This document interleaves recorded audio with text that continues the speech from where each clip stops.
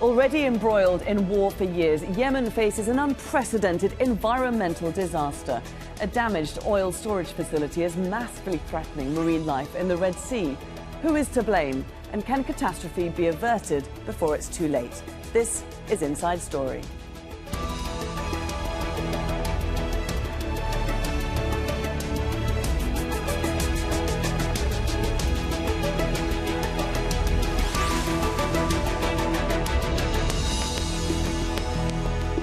Hello there and welcome to the programme. I'm Laura Kyle. Years of civil war have torn Yemen apart. Fighting has divided the cities, destroyed the economy and triggered the world's worst humanitarian crisis. Now the country is also on the verge of an environmental disaster.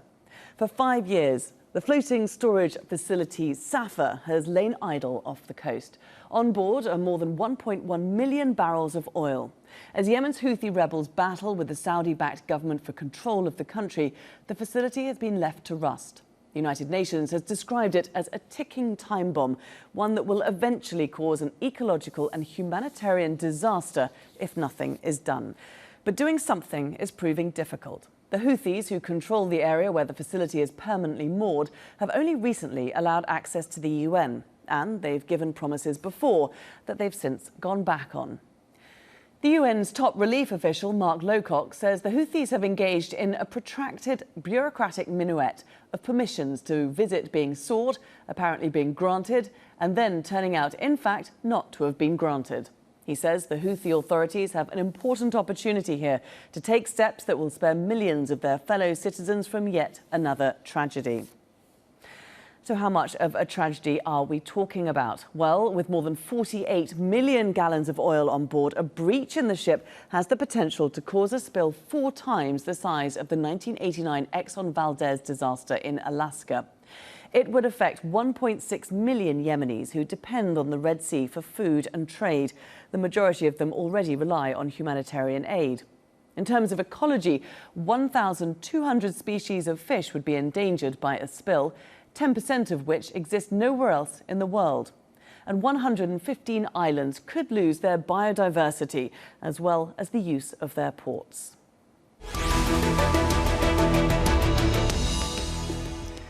Let's bring in our guests now to discuss this further. And from Washington, D.C., we have William Lawrence, Professor of Political Science and International Affairs at the American University. He's a former U.S. diplomat in the State Department's Ocean and Environment Bureau. From Sana'a in Yemen, Hussain Al Bukhaiti, a pro-Houthi journalist. And from Beirut, we have Zeina Khalil Hajj, Executive Director of Greenpeace Middle East North Africa region. Thank you all very much for joining us. Hussain, there have been warnings about this ship for years. Why have the Houthis not let the UN on board to assess it? Actually, the one who doesn't let the maintenance teams of the ship not to maintain the ship in a good condition is the Saudi-led coalition.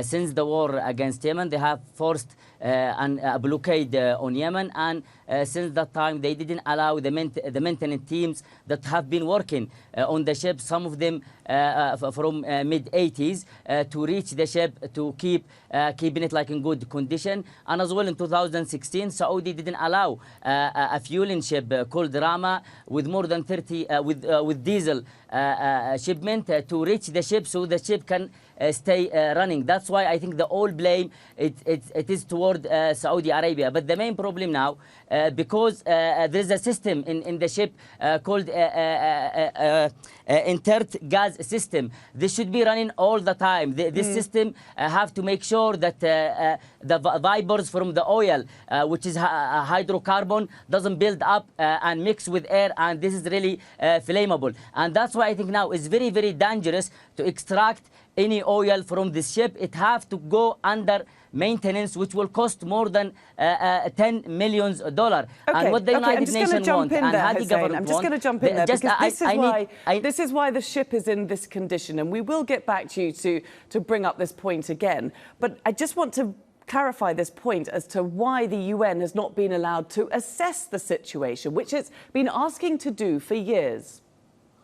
Look, the United Nations are not allowing the maintenance of the ship to go there. The United Nations has chosen an Asian company, I think from Malaysia, to check this ship, and this company has no former experience in checking ships in so dangerous condition. So that's you don't why, like the team here in that the Sana'a, they UN have has requested. chosen? Is that why you've not been granting permission?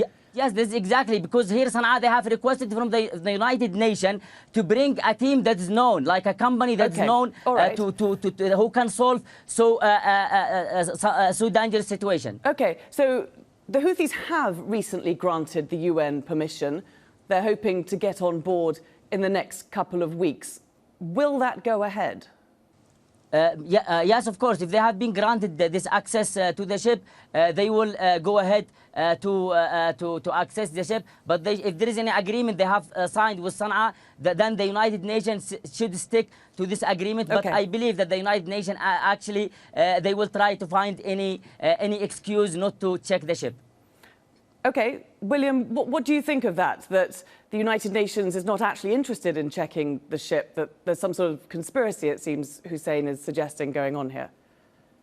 No, the UN is seized with this issue, and no more so than the last week.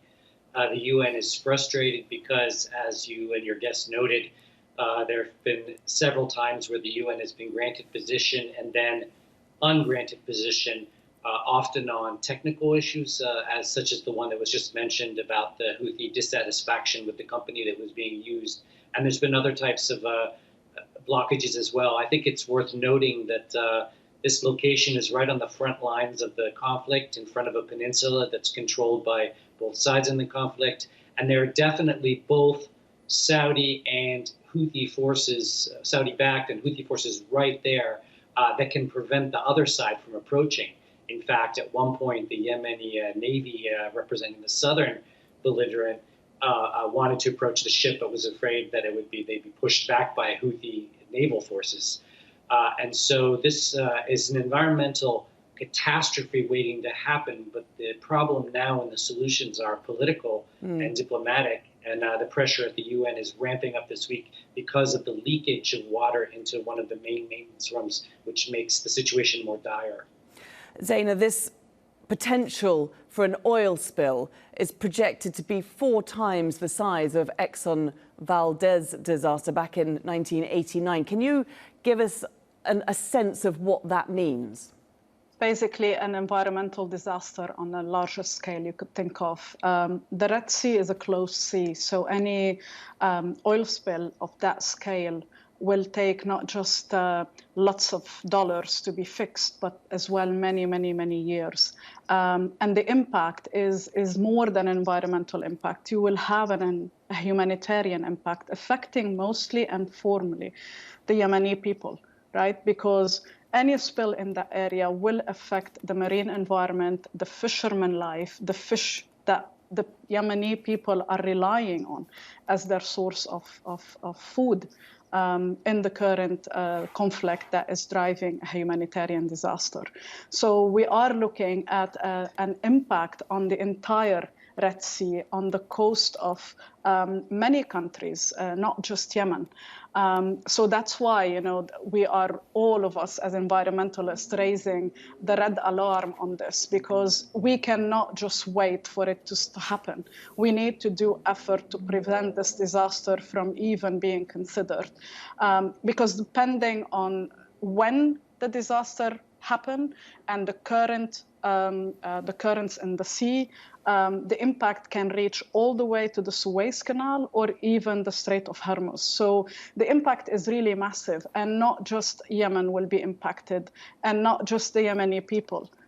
So that's why we are raising all this alarm. And for us, it's so important that we start acting fast and we prioritize this issue, because it's been ongoing far too long.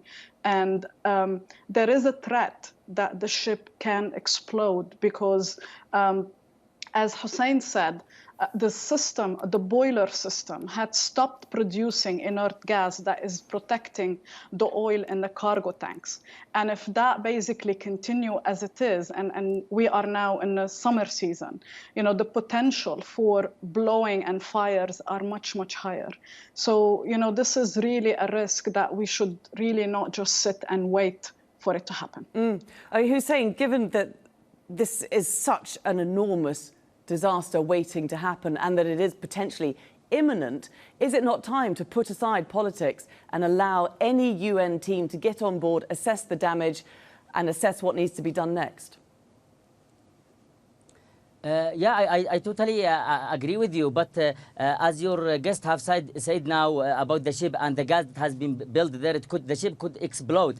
That's why here in Sana'a they have requested the United Nations to bring a well-known team, because they do want, if anything will happen to the ship, if they bring anyone who have no experience and something bad will happen there and the ship will explode, I'm sure that the United Nations straight away will directly blame Sana'a and blame the Houthi. And just I want to add that when you ask your previous guest about what I said about the United Nations is a conspiracy, is a kind of conspiracy about the United Nations. It is not, and I can prove it in one sentence. We remember that the United Nations have removed Saudi from a shame list for killing children because what they say of the Saudi will threat to cut the fund. So Saudi could do the same with the United Nations. They could just threat them. Then they can United Nations can just keep blaming the Houthi. But the main point is for the last 5 years, since 6 years, since the war started, no one has have the chance to go to the ship, even the team, maintenance team of the ship. And the blame goes to Saudi coalition and Saudi-backed forces. And just I want to add, if you let me, to extract the oil, the ship have to go through a maintenance that will cost $12 million. So what the United Nations is asking Sana'a to pay this 12 million, but for when they gonna sell this oil, all the money gonna go to Hadi government, and we know that all oil company and fields is in the hand of the Saudi backed forces. That's why they are the one responsible to pay for this, and they are the one responsible. The money so that there are comes two from other that issues that oil you to be brought up paid there. Who in salaries, pays and for the Sana'a. maintenance and the salvage operation, and also who gets the oil revenue? Both issues I will come back to in just a moment. I want to just pick up on one point that you mentioned before about blame. If nobody gets on board and there is either an oil spill or an explosion, Hussain, this will be on the Houthis' watch. The Houthis will be blamed. They will lose any claim to legitimacy. I mean, I know, because, you know, most of the international media and the United Nations, they are paid by Saudi. No, but that will be a fair point, the because it Houthi is the doesn't want... Houthis who control permission to give access to the ship. No, is the Saudi as well who's not allowing maintenance let's team just for put the that last to William. 5 years to go into the ship and not allowing diesel. Okay, is access to the ship granted by both Houthis and Saudis in this scenario? William. Simplest way to put a very complicated situation is both sides are on paper allowing international access, and both sides have forces that can prevent international access if the conditions aren't such that they want things to happen. This who will pay for it issue is very critical and a major part of the thinking on the Houthi side, because you have what used to be 80 million and perhaps now $40 million worth of oil, again, the proceeds of which they wouldn't see. And so as we've been seeing in recent days and weeks, the whole situation is being politicized, but it's also being monetized as people look at who wins economically from all of this.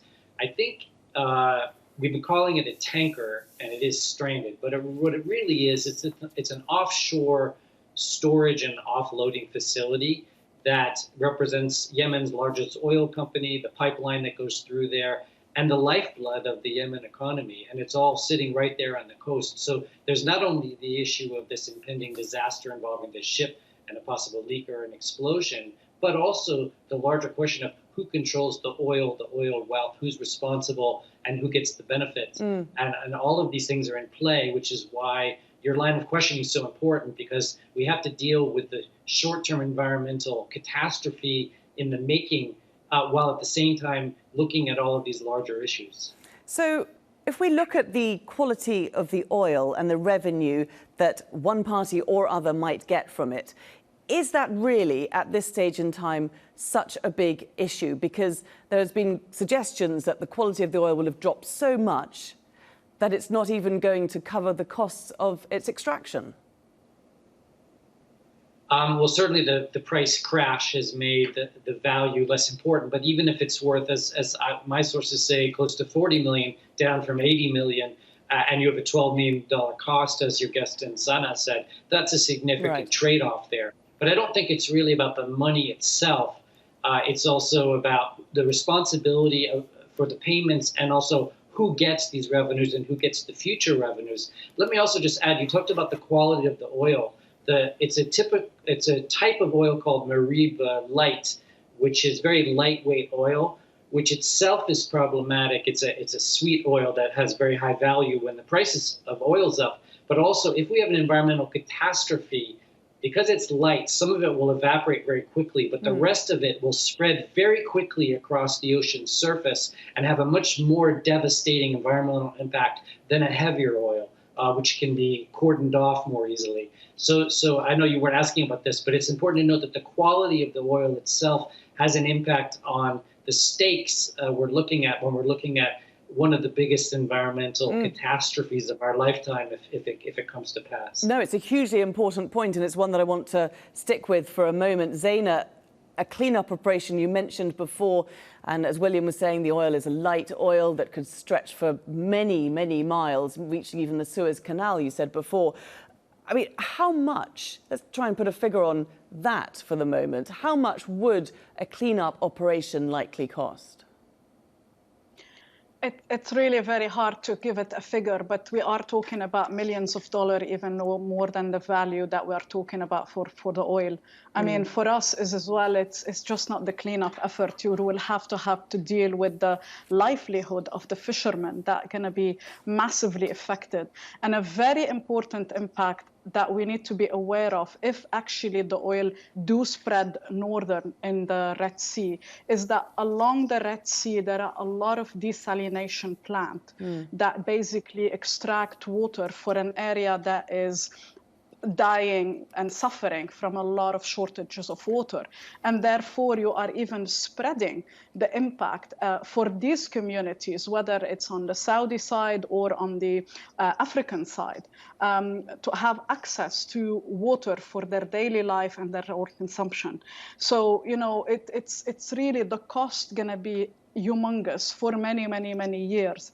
And it's really not worth it to even consider going into a blame game as opposed to really get our head around a negotiation table and give a mandate for the international community, because clearly this has reached a point of, the ship has reached a point of decaying, that you do need special expertise to deal with it.